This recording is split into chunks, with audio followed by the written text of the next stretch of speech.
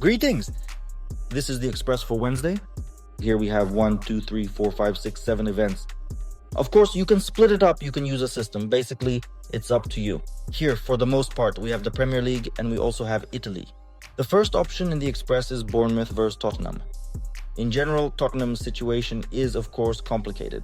Sometimes they're productive, sometimes not so much. Sometimes they lose to the favorite. Sometimes they also lose to the underdog. And then on the contrary, they switch places. They beat the favorite, the underdog loses. In short, their situation is quite unstable. The only thing is that Bournemouth does concede, but I wouldn't say it's some colossal number of goals. Let's try to go for under 1.5.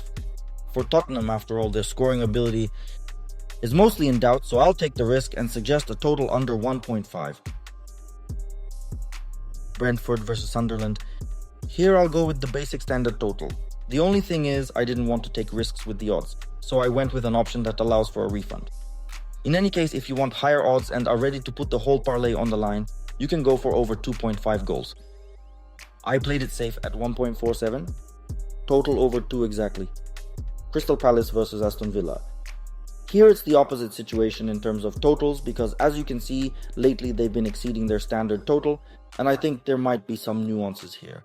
I'll try to take under 3, because even though Aston Villa really does hit high totals at times, not just overall but individual ones too, but here I think we can catch them on the under.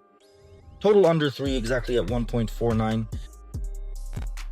Burnley versus Manchester United. Whenever we place our bets on the formidable Manchester United, we consistently find it to be a highly profitable strategy to consider something directly related to the total goals scored in the match, or more specifically, the over.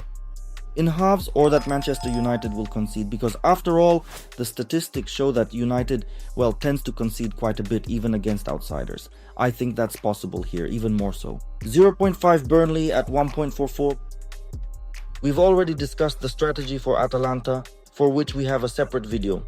I've already commented on this in Telegram, gave some options for Atalanta there as well.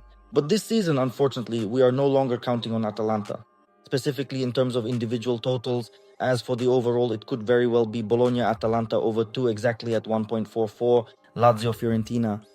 It's pretty much the same situation.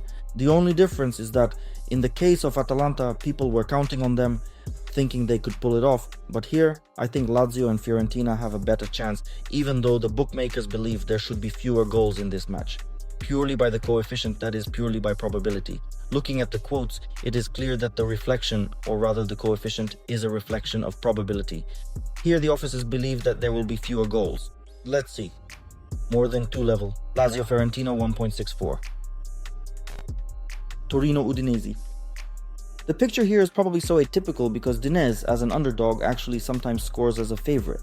And the results, yes, for Italy, they are more or less. Overall, for example, for the Bundesliga or even some okay Premier League in terms of results, it certainly doesn't measure up.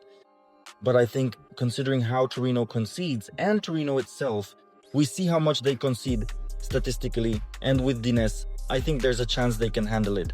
Especially since lately their individual total has been, a bit below their usual standard. So let's try over 0.5 for Udinese at 1.47.